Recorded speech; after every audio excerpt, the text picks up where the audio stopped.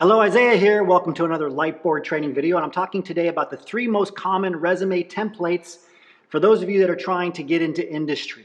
Okay, there's the chronological, functional, combination. I'm going to talk about the differences, when you should use which.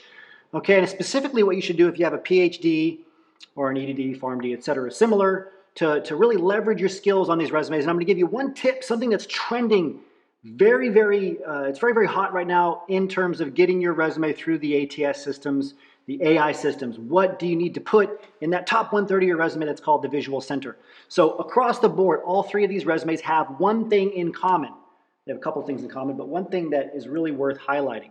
So that top 1/3 is called the Visual Center. That's where peer-reviewed eye tracking studies show employers spend 80% of their time there. So what do you want to put there? You want to put your professional summary, okay? So I'm going to say PS for professional summary, and that is 3 bullet points. Your 3 biggest career highlights that are the most relevant to the position you're trying to get into. So in a sense, that's all functional because you're just focusing on the skills or functions, right, that are relevant to the role. It's not in chronological order. Your summary is not in chronological order. Now, a lot of you are doing a summary that's just a bulk generic paragraph that just rambles on about things that you've done, talks about how many years you've been in a particular field. Don't do that. Okay, instead, 3 bullet points with a transferable skill, niche skill, quantified result.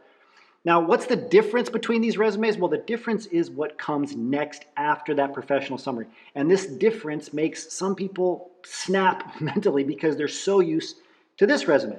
In the chronological resume, we're all very used to, okay, having a date here, right? Usually it's reverse chronological. And then we have our work experience section.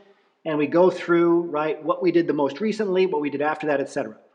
All of us are used to that. I mean, our CVs in academia, right, chronological order is an important thing. Time's an important thing in academia. The highest position is called tenure for a reason. Even employers, hiring managers, etc., especially the ones that have been in the hiring manager or recruitment game for a while, they still want to see dates. So if you're giving it to a person, you're not sure which of these resumes to use this one. This is a good starting point. So start here, okay? If you have to give your resume directly to a person, especially under time pressure, right, to a person, this is a good place to start. Now, a lot of our training, and many of you know this about Cheeky Scientists, we like to really encourage PhDs in particular to try this resume. It's going to get you to think about your skills, your functions in a brand new way. Because instead of doing your work experience section by dates, you're going to do your work experience section by skills or functions. So you're going to say skill, right? And then underneath you say gained as. So where did you gain that skill? This could be multiple skills. You could have 2 here. You could have 3 here. You could have 2 here or 3 here in terms of locations where you gain those skills. So for example, you could say research scientist, comma, data analysis, and project management skills. Seems crazy to put that in the first line. But if you put the job title, right, in the first line, like your academic title, graduate research assistant, postdoctoral fellow, even if it's an industry job title that's not the same as the job title you're applying to and you're uploading your resume through an online portal, you're going to get weeded out. No questions asked. Okay, so this is a great way to restructure, right, your resume by function. And to really get used to playing with your resume and seeing it as a tool you can use, not as something that forces you to stay unemployed in some cases because you're so used to doing things in just one way. So if you're uploading online, I recommend using this. Now I'm going to talk about a hybrid resume here just in just a second. In case you use this and then suddenly you get an interview, you can still give this to an actual person by turning into a hybrid resume by quickly adding some dates. The dates might span a little bit longer. Okay, and then we have the combination format. A combination of what? A combination of the chronological and the functional. So if you bring these 2 together, right, you're going to come up with the combination. So now the professional summary, like we talked about, is all functional. So for the combination, you're going to have, right, the functional continues. So you add, right, 5 more bullet points to extend the professional summary extensively. I like to call this section key industry skills. So you have like 8 bullet points that are in the functional format here, okay?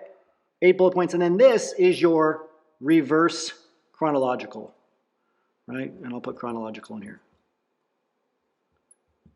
So that this is really good for people who have industry experience, maybe before going back and getting their PhD or doing another advanced degree. That's when this combination format works really well. And you'll see this again and again and again. I just pulled articles on the most common resume templates over the past 2 weeks that have been published. These three, time and again. I mean, it was like an echo chamber. These are the tools that you want to have. Now, when do you want to use the combination? You want to use this if you have industry experience already and you went back to school. I like using this one. Like if you're really, really uncomfortable using something that doesn't have dates, use this one. If you can't get through the ATS systems, the AI though, use this one. And then once the employer contacts you because your resume actually made it through, that's a human being. They're going to want to see dates likely too. So you can quickly turn this one into a hybrid resume. So you can do a hybrid resume simply by adding dates here. So let's say you had, going back to my example, you had research scientist, data analysis and project management skills gained as a graduate research assistant at this university and as a postdoc at this university. That might have spanned 10 years, so you just put those 10-year, or maybe in this case 13-year dates right next to it.